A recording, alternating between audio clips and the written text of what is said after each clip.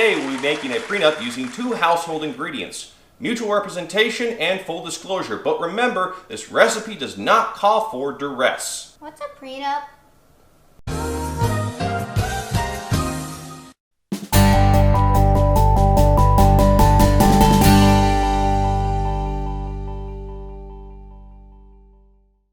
We just had a watershed case about a wife's effort to undo a nuptial agreement, and, well, kind of a shocking outcome that has divided many within the Bar Association. But I'm getting a little bit ahead of myself.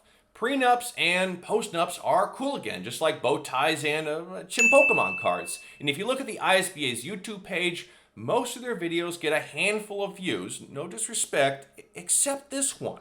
And then I also have individuals who have been married before, and they see what the result is of going through a divorce. They want to preserve their assets. They don't want to have a court making decisions because perhaps they've had a negative experience in the past.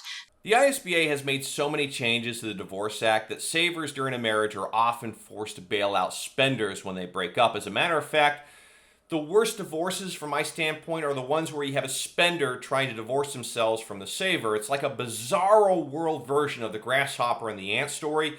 Winter comes, but this time the ant is forced to hand over all their food to the grasshopper. Which is why I feel savers need prenups, and not those that you download online. Those vendors don't care if the prenup form they sell works or not, because, well, buried in the terms of service is going to be a bunch of legalese that basically prevents you from suing them if the judge tosses it, where if the judge tosses mine because it was donked up on my end, that's malpractice. And unlike a Chinese vendor who can sign away liability, I can't. And as always, you get what you pay for. But before we take that deep dive, let's kind of back up a little bit and cover some of the basics. In Illinois, a premarital agreement must be in writing and signed by the parties. Generally, the terms of the agreement are binding unless a court finds 1. That a party did not sign the agreement voluntarily, or 2. The agreement was unconscionable when it was signed, and before execution of the agreement, that party was not provided a proper disclosure of the property or debts of the other, or, in the alternative, waive their right to such a disclosure. In addition, if the agreement modifies or eliminates spousal support, otherwise known as maintenance, and action causes a party undue hardship based on circumstances not reasonably foreseeable at the time of the agreement, a court may order support, but only to the extent necessary to avoid such hardship. Finally, a prenup cannot allocate custody or visitation, although it may set a sum for child support, provided a court finds the agreed upon amount does not adversely impact the child. So what kills a prenup? Well, you really need an elephant rifle such as unconscionability or public policy. As I stated in the opening, we had that watershed case, Prill, and in light of Prill, the bar to crack open a nuptial agreement is just like raised fivefold because there are now only 5 arguments you can throw out there.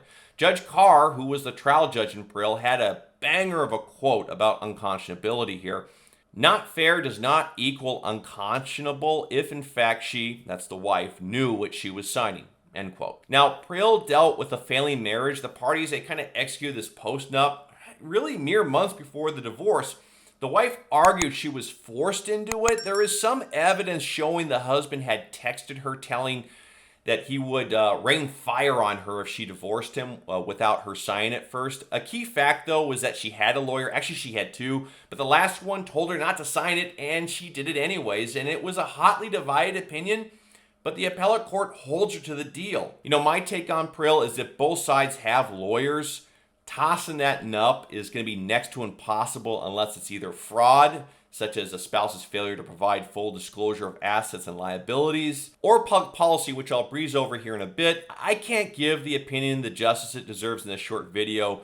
It's 40 pages. It's very insightful. You got to read it if you do nups. Now, public policy, this isn't going to happen if a family law attorney is drafting the prenup because custody, visitation, we sort of know those are off the table. I understand that child support theoretically can be negotiated, but the statute says that it can't put the kids at a disadvantage, and you certainly cannot do this in a postnuptial agreement. Now, one quick aside, declaratory judgments. You can file a suit to verify the validity of a prenup without a divorce. Judge Card was also upheld on that. It's the Kranzler case. I know he's off the bench for health reasons. I just want to take a moment to wish him a speedy recovery. He's done a lot to develop the case law we have on marital agreements, and that is an extraordinary accomplishment. With all that said, I'm going to save my soapbox for the very end, which we are at. Marriage is changing. Fewer people are doing it. Lawyers, well, we're openly advocating prenups, and it seems strange to me. It seems strange that in order to protect clients, we're selling them a product which admittedly works as a defense against the very system we also kind of created. It's almost as if we released rampaging werewolves out into the public, and then we kind of opened up a pop-up store selling silver bullets. Now, my colleagues may not be bothered by this, but it doesn't sit very well with me because the optics, especially for young men, they aren't great. I've got a new question for you guys. Why do you think guys no longer want to get married? Okay, I'll be honest. Having gone through a divorce and been married 16 years, I truthfully don't think I can physically survive going through that again. A lot of them have lost homes, jobs, other possessions, worst of all, their kids, all because of an ungrateful woman. Over 50% of marriages end in divorce, and 80% of them are initiated by women. Why do I want to take a chance, an 80% chance that you're going to leave, take half my shit, have to pay you alimony, child support, and fight for 4 days a month to see my kid? Men got to watch what their mothers did to their fathers, and they just don't want any part of it. And heaven forbid when you do split, she can take half your shit, and the kids. And if she lies in court, most likely they can side with her. That's why in today's age, marriage is called the death sentence for men. We're more likely to lose our kids in a divorce.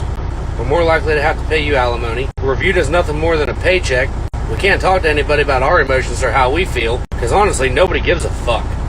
Divorce, alimony, child support. There's no way that you don't know the answer to this.